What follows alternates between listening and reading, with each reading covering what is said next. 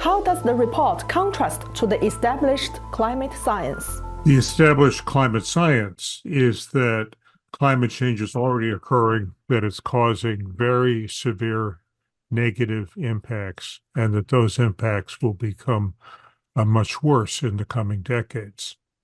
The report that was commissioned by the Trump administration was written by 5 scientists who are very well known for minimizing the impacts of climate change. They're not climate change deniers. They don't say that climate change isn't happening or that it's not mostly caused by fossil fuel uh, uh, combustion. But they do say that the impacts are not all that serious and do not warrant such an important effort to try to transition energy. From withdrawing from the Paris Agreement and dismantling the Office of Global Change to now attempting to revoke the endangerment finding, what is driving the Trump administration to repeatedly roll back climate policies? How will it hurt the U.S. image globally? I think they believe that many of their supporters um, don't believe in that climate change is such a serious problem.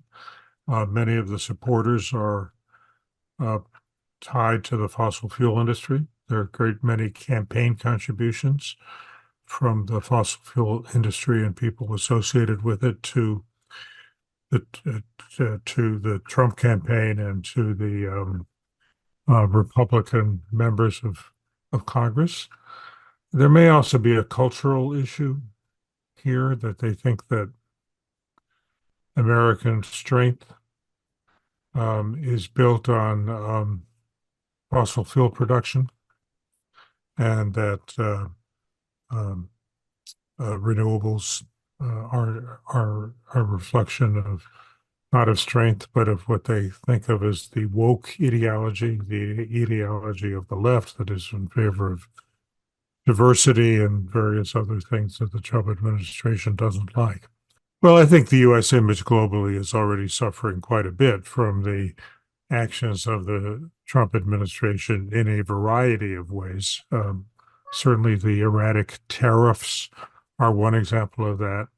But as you know, Trump withdrew from the Paris Climate Agreement during his first term. So it's no surprise that he did that during his second term. But I think that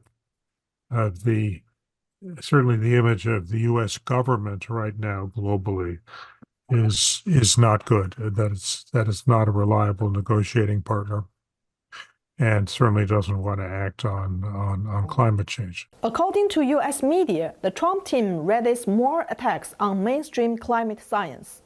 Some climate scientists have already united to oppose these moves. Do you think their campaigns will exert any real impact? I think the Trump administration is quite intent on where it wants to come out. I don't think that their minds are completely open to being persuaded in another direction. I mean, in many ways, they are acting contrary to science. That certainly shows itself in their policy on vaccines.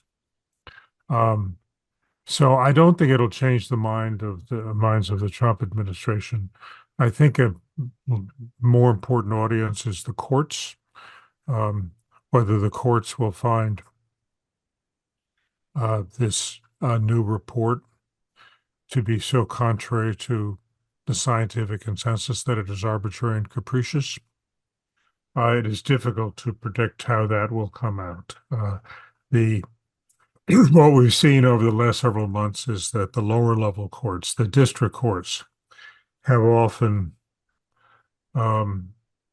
favored the plaintiffs who are suing the Trump administration, but often the U.S. Supreme Court goes in the other direction. The U.S. federal government right now is withdrawing from the fight against climate change, but that's not to say that the U.S. as a whole is doing that. Many of the states are continuing to work against climate change. Civil society, many others are continuing the fight against climate change. So the current U.S. government, federal government, is not acting on climate change. It will be more difficult. It's no question that these are very challenging times. It is extremely concerning. And those of us who believe that climate change is a major problem are very distressed by what's happening, but it provides even greater motivation to continue these efforts. As the US government is abandoning the global climate fight, how should other countries, including China, collaborate to go green? The US withdrawal from action on climate change is creating a lot of opportunities for other countries. The most prominent that I would mention is with respect to electric vehicles. Transportation is the largest source of greenhouse gas emissions in the United States. The U.S. was on a path to move mostly to electric vehicles within the next decade or so. The Trump administration is trying to stop that. Meanwhile, we know that China is manufacturing high-quality electric vehicles at a low cost. The U.S. is not opening the U.S. market to those vehicles, but most of the rest of the world is. And so I think that there's a real opportunity for Chinese electric vehicles to become dominant globally. China is also building wind and solar and nuclear at a far faster pace than anyone else in the world. And it is developing those technologies to drive down their costs. There are also a lot of developments in technology in Europe and in some other parts of the world.